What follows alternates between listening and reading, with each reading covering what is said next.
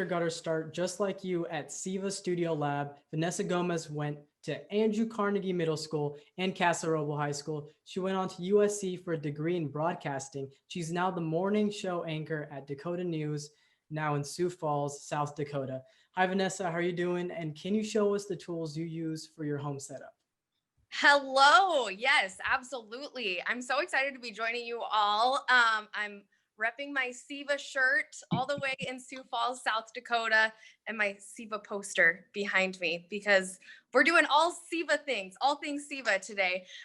So Deirdre did an awesome job. I just caught the end of her little meeting with you guys, and she had a lot of great stuff that I even learned. And I think that's something that you guys should all take, is that like she was saying, that she was learning a lot through this whole pandemic, and you never stop learning in this, especially with how much technology is changing. I've had to learn a lot being remote from home. So just to back up really quickly, when this when the US pretty much shut down in March, my company came out and said that we were going to have a handful of people work from home. And I was one of them. So I had to come up with a little setup. Luckily, some of my station had different lights that I could borrow, different cell phones, but really we had to kind of scramble like everyone else across the country was scrambling to get specific like microphones for our cell phones, tripods, all that good stuff. And I am kind of in a unique situation because I live in an apartment. And so I don't have the space like Deirdre, I saw she was probably in her living room there, that a lot of other people have. My space is limited. And the other thing is that I have vaulted ceilings. So my lighting at 5 a.m. in the morning is not the best. So I had to have 3 different lights, which is kind of really excessive. So the setup that I'm going to show you guys is a little bit excessive for what you guys would be most likely doing during the day. Natural light is going to be your best friend through this whole thing. So I'm going to show you my setup, and then we can kind of go through different questions about how you guys can maybe do it at home. I'm also on my phone here, and I've never used Zoom on my phone. I usually use it on a laptop. So this will be kind of a learning experience for me. So let me flip my camera around here. So I'm just kind of going to give you guys a look at my apartment so you can kind of see what whoops, I just hit one of my lights there. What I'm working with and kind of the space. So you can see vaulted ceilings there is what I was mentioning. And there's a few different ways that I could have set this up. I could have put it against this wall here, and kind of had this as my backdrop, and then set up like a chair right here, and then moved the coffee table out. The cow picture is a little excessive. And so I thought to myself, I don't really want to take things on and off the wall because I still have to live here. And we were kept inside most of the time for this pandemic. So I wanted to still feel at home when I was at home, but that's something that you have to think about when you're setting up a live shot or video, something to record yourself when you're at home, is think of your backdrop. So I liked how this was set up because I was able to add depth to the shop by putting the bench here and then creating more space rather than having it horizontally against a wall or horizontally against the blinds there. It's not going to be a great picture in the background because most likely you're just going to get the blinds. One thing that a few of my colleagues have been doing, which has been awesome, is putting a graphic on their TV through a USB port in the back of their TV. And they've been putting like our Dakota News Now graphic and then just standing or sitting off to the side here. So we'll kind of go back to where my seating area is, where my desk, I guess you can say my makeshift desk is. So I just have a little bench. I did not buy any, I just used all the resources that I had at my house. I didn't buy an office chair. I didn't buy a desk to put anything. You can see here, I used 2 bar stools that usually are over in that area of my apartment, and I just moved them over here. And then in order to get height for my camera shots, I used board games and books. Any Lady Gaga fans out there? And then behind this cell phone would be my computer, and usually on this is my teleprompter. So I'll turn on this camera here so you can kind of see, because this is how I go live for my morning show. So we use an app called TVU, and this is all through my company at work. And so you can see there, if I kind of move my camera off to the side. So the thing about this shot is that I have to be cognizant of this door behind me.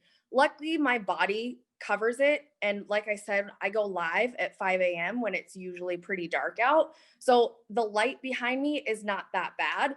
But right now, I don't know if you guys, hopefully you can see that, but it's kind of giving me a halo effect, which in lighting is awesome. So use different things to your advantage. Use the selfie mode on your phone to kind of look and see where you're at.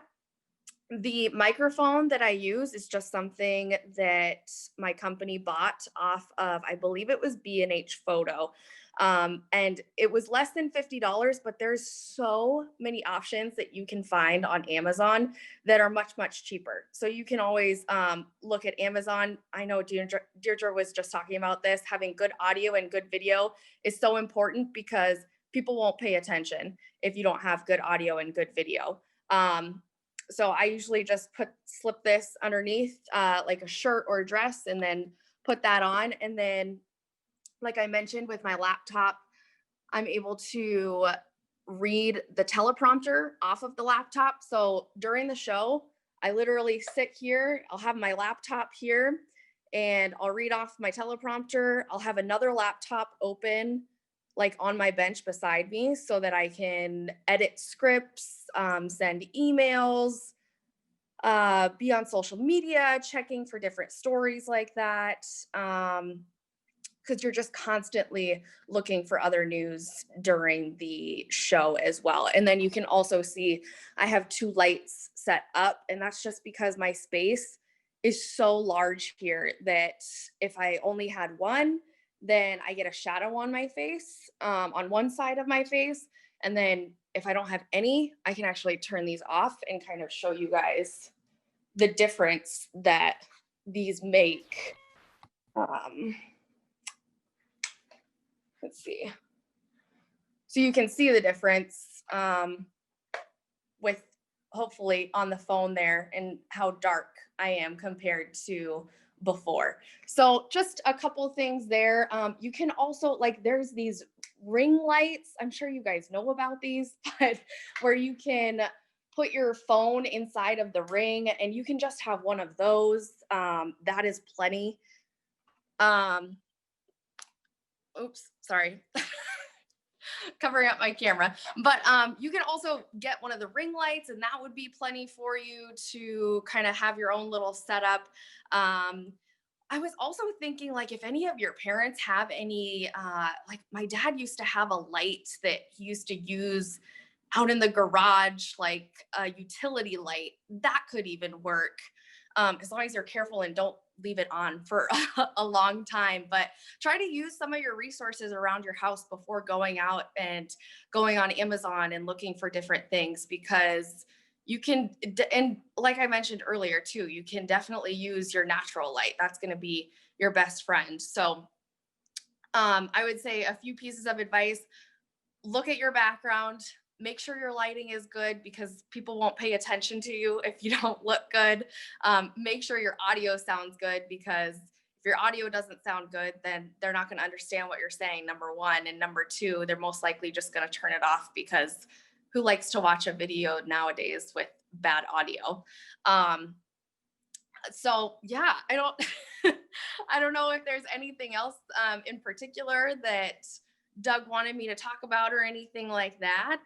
I can tell you that I was working from home in March, and I worked at home for about was April, May, June. So about 3 months until I went back into the studio in beginning to mid June. And I've been back in studio. So this little home setup, I actually just brought back with me because there's always a chance right now that I could be working from home again. So I just have it all packed up, ready to go at the studio. But like I said, since I live in an apartment, and I'm sure a lot of you guys may be doing stuff like in your bedroom or something like that, where there's not a whole lot of space, then I like to have it all tucked away so that, you know, you can have your actual living space back. Do you have any ideas of story topics for the kids to work on? Any suggestions? Oh, story topics. I mean, I was listening to Deirdre at the end of that too. And I don't know, I totally would just reiterate what she said about thinking about what things are affecting you in your life right now. What are different things that people are doing that are keeping them busy? What are some of the unique things? What are your parents doing that are different that you could maybe highlight? Or are they getting more involved in different, like this is just totally random, but like sewing or crocheting? Or are they joining a virtual book club or anything that maybe you were doing before physically that you're now doing virtually? That could easily be a story about a book club that's now virtual. Anything like that, just because, I mean, it's our lifestyle now, and it's everyone's doing this for the first time. And so they're going to find it interesting to see like, oh, I didn't know they were doing it that way. That's cool. Maybe I'll try doing that with my family or friends or different things like that. What should we wear on camera? So you should definitely, like, I would not wear a t-shirt on camera, but this is special and I love it. But in any excuse I get to wear a t-shirt, I will on camera. But I would suggest probably solid colors, because those look best on camera. Like your reds, your blacks, your yellows, your teals, different things like that. And be comfortable in it though, because you're going to get a lot of different opinions from a lot of different people. And that's one thing that I've learned, is that you need to take everything with a grain of salt and make sure that you're comfortable when you're on camera, because if you're not, it's going to show through. So I would say, if ladies, you can wear just a nice solid colored top.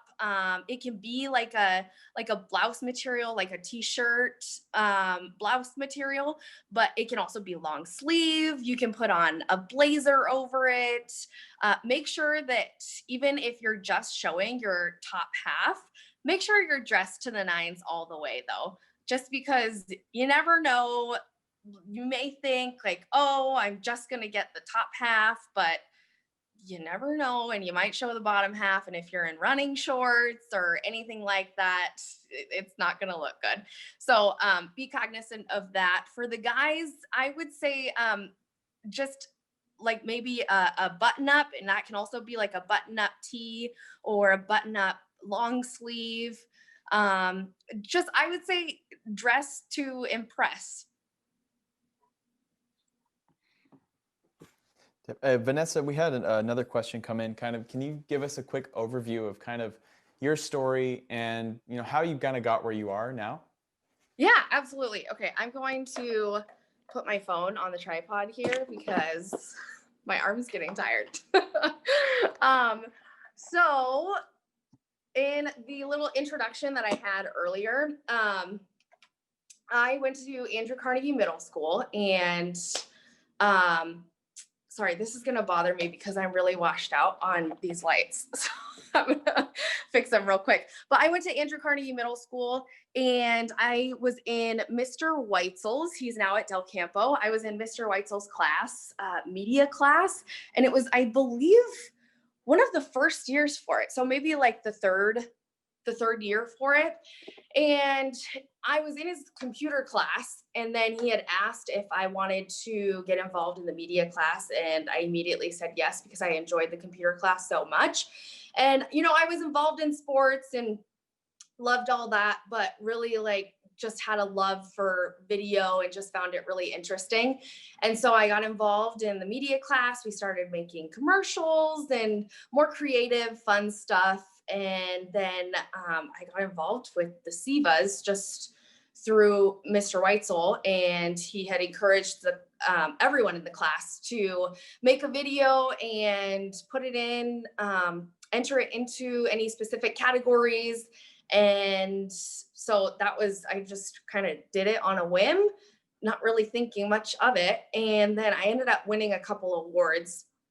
And then the following, I think that was my 7th grade year. And then my 8th grade year, got back into the media class, continued my journey through that, and entered into the SIVAs again. I believe that year I was asked, I'm sorry, Doug, I don't know, I don't remember the timeline, but I know I was host one of the years. Do you remember it all? Yeah, it was yeah, starting there, you started hosting student TV with us, and then at award night as well. So. Okay, perfect. And that was 8th grade year. And then I went to Casa Roble High School, and they had a media program there. And there it was not as creative, like making commercials type thing. It was more storytelling. So I remember I did a story about, I actually just found it when I moved a couple years ago, but I did a story about a student who had Tourette's and what it was like being in class with other students and the struggle. And I interviewed his mom about it. And so that was, I was in the media class at CASA all but 1 year. And I thought, you know, I really want to do this for a living. So I kind of just, college-wise, I applied to so many different schools all across the US. And that is one thing that I will give advice on, is that my counselor told me that I wouldn't be able to get into certain schools. So don't even worry about applying. And those schools were USC and Syracuse. And I ended up applying anyways, because I thought to myself, well, the application fee is just $60. I only applied to 7 or 8 schools, and I got into every single one of them, Syracuse and USC included. And so if any of you guys are in that situation, I would say just go for it, because you never know what can happen. Apply, if you can't afford the application fee, apply for the scholarship to cover that application fee. They're out there, the schools will pay for it. But if someone tells you no, don't let that stop you if that's what you really want to do and really want to pursue. Because I was lucky enough and got into USC, and I graduated with a Bachelor of Arts in broadcast and digital journalism. And that was in 2015. And then after college, I moved back home to Sacramento, and I actually worked at CBS 13 KOVR for just about 7 months. I randomly met an executive producer one day, and she said that they were looking for writing positions. And so I applied and ended up getting the job. And while I was working at CBS, I wrote for all of the evening shows there. And then I eventually actually moved to the morning shift and started working for the morning show as a producer / writer. So when I was working there, I was applying for jobs, reporter jobs all over the US, and pretty much wasn't going to be picky for my first job. And I had never heard of Sioux Falls, South Dakota. To be honest, I didn't even know how to pronounce it. And I tell everyone that here. And I had no idea where it was in South Dakota, what was here. I knew nothing. And I flew out for an interview in January. And for those of you who don't know about South Dakota, it is cold during the winter. So cold that we can get to like -20 with a wind chill of -40. So it feels like -40 degrees outside. It gets dangerously cold. So in January, there was a ton of snow on the ground. It was bitterly cold, windy, gross. But I fell in love with the city. More importantly, I fell in love with the station and the people that were there.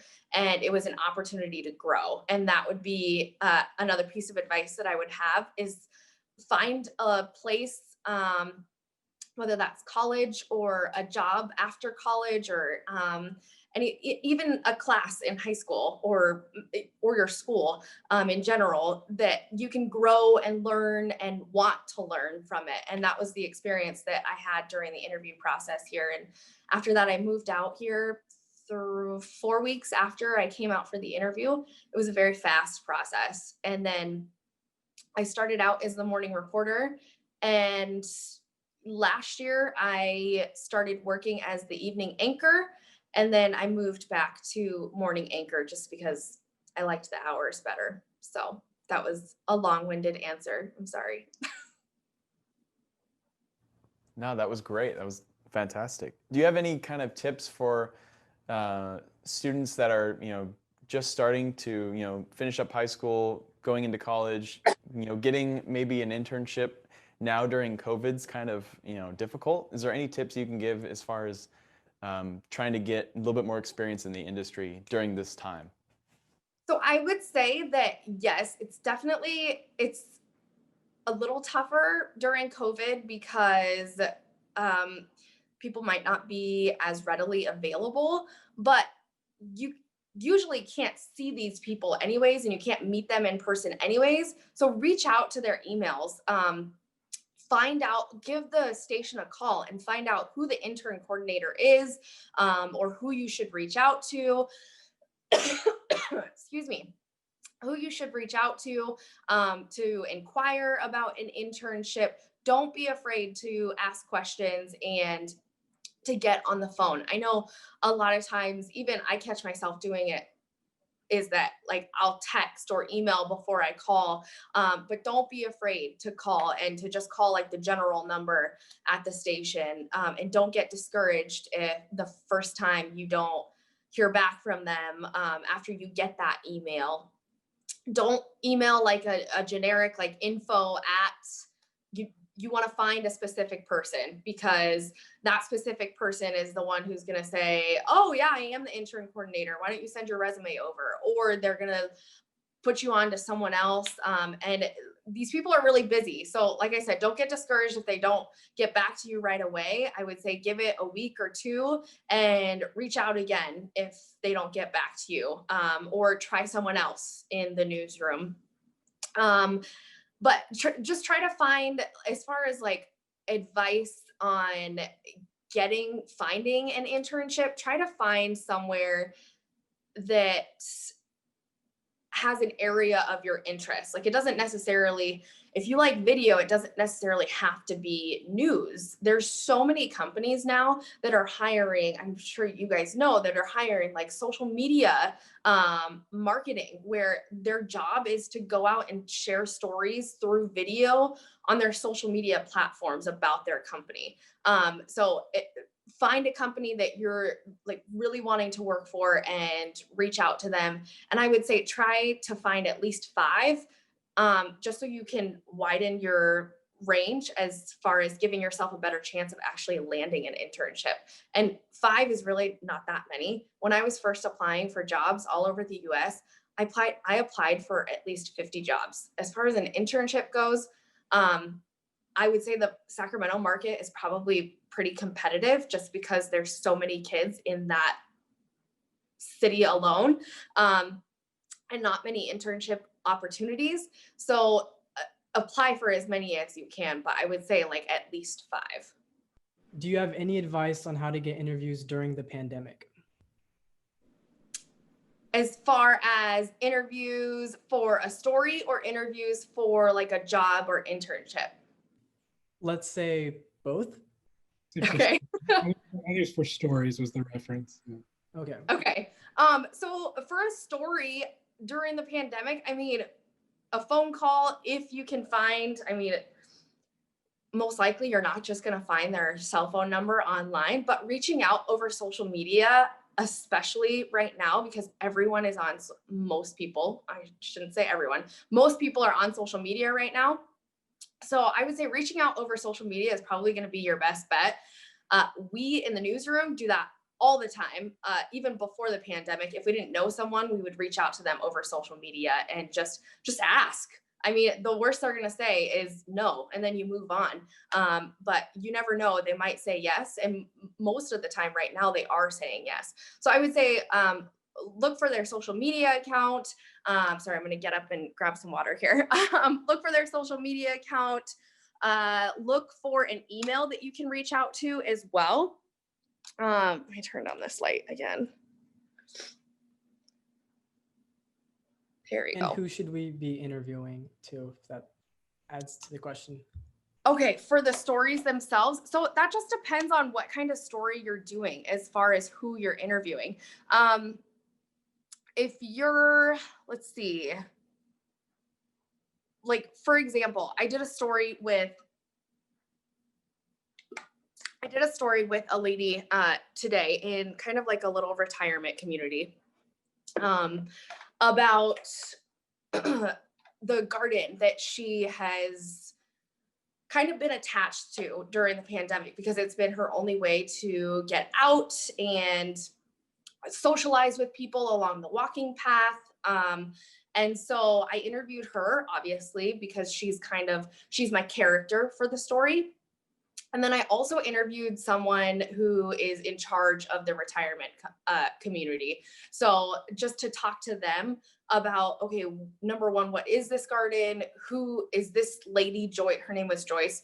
Is Joyce the only one out here taking care of it? Who can have a piece of this garden? Because you need those facts, but you also need her kind of second voice in the story.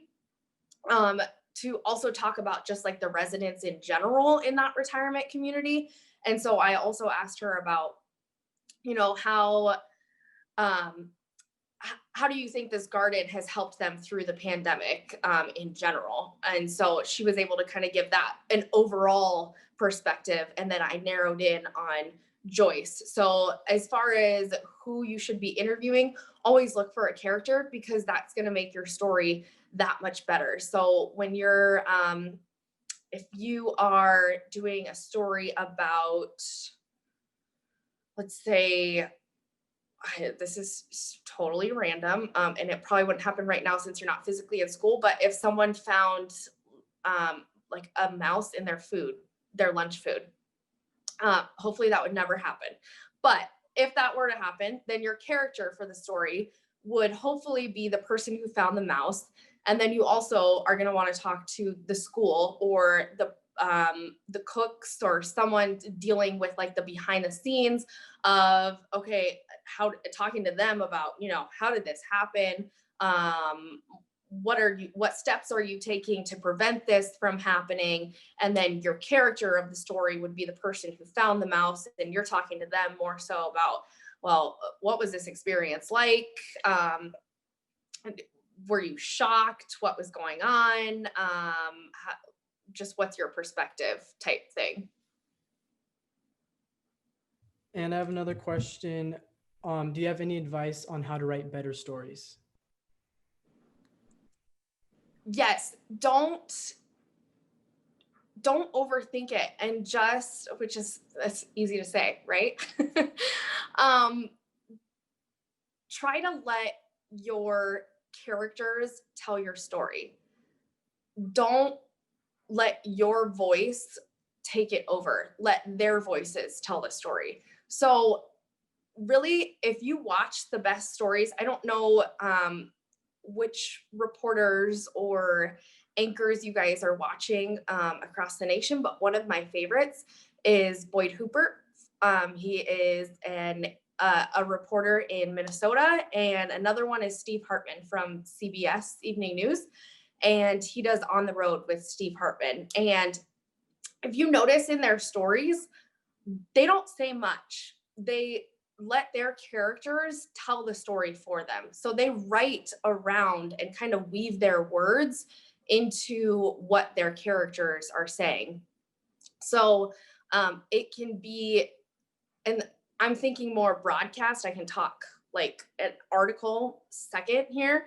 But when you watch their stories, they're not full sentences. It's just, and I can't even think of an example right now, but if you go on and watch their stories after this, you'll kind of listen to what they're saying. And they're just saying phrases and then letting their character kind of talk in sentences instead, because that's the focus of the story, and that's why you're doing the story, is to tell that person's story anyways. So let them tell it. As far as writing an article, lead with something strong. Lead with your best piece of whatever that is. I am running out. I cannot even think of any examples right now to even let to kind of walk you guys through that. But I mean, they call it the lead sentence for a reason, and you want to have a lead character leading that lead sentence to make it exciting, entice the reader with that, and then get into your details. And it's kind of like an essay in a way. Then get into your details, into your body paragraphs. And some articles, they're just going to kind of end, whereas others, they'll end with like a pretty bow. It just depends on the story that you're doing and, you know, how you write it.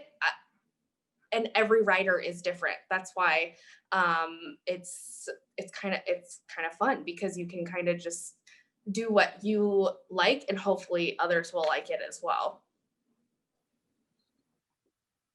Okay. Vanessa, thank you so much for stepping in and talking to everyone today. We really appreciate it. We want to honor your time. So it's almost 5:30 here, our time. So thank you so much. Yeah, absolutely. I'm happy to help. And if anyone, I know Deirdre said the same thing, but if anyone has any further questions or wants to reach out, feel free to email me. You can find my email or you can find me on social media, Vanessa Gomez. I'm on Instagram, Facebook, Twitter, all that good stuff. But if you go to dakotanewsnow.com, and you can look up my bio, and my email is there as well. So don't be afraid to reach out, and just like don't be afraid to reach out to those intern coordinators, pick up the phone, make a phone call, all that. And the other exciting thing is on October 8th, our CivaCon event is going to be with Vanessa at her station. We're going to do a field trip and take everyone around their station and get to see the news and get to see behind the scenes and spend some time with her again. So we're looking forward to that. Yes, I am looking so forward to that, because that's my element. This is just kind of a weird element that we're just having to make do, which is awesome that we're even able to make do with. But I'm really excited to give you guys a tour of the station and show you our creative services where they make commercials, and show you our studio. They're going to be live during the time that we're doing this. So it'll be fun. That's great. Thank you. Absolutely. Thank you. You guys have a good night.